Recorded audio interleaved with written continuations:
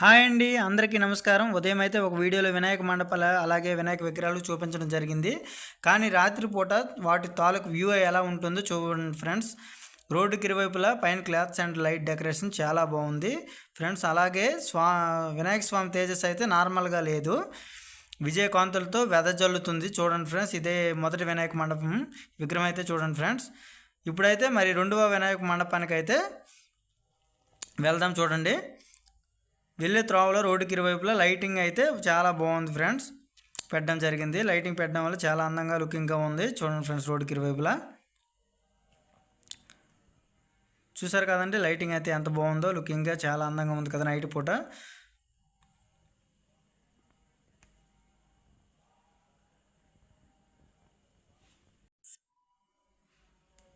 చూడండి, వినాయక మండపం దగ్గరికి అయితే వచ్చేసాం.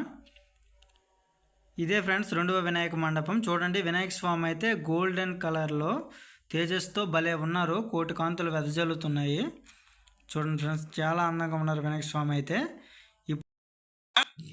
ఇప్పుడైతే మూడో వినాయక మండపానికి అయితే వెళ్తున్నాం. చూడండి, కైలాస్ ద్వారం టైప్లో గంటలు వేలాడుతూ లుకింగ్గా క్లాత్ అండ్ లైట్ డెకరేషన్ ఎంత బాగుందో చూడండి ఫ్రెండ్స్. ఇక్కడైతే నైట్ పూట అన్నదాన కార్యక్రమం కూడా జరుగుతుంది చూడండి ఫ్రెండ్స్. మన వినాయక స్వామి వారు ఎంత అందంగా ఉన్నారో, మూడవ వినాయక స్వామి వారు అయితే చాలా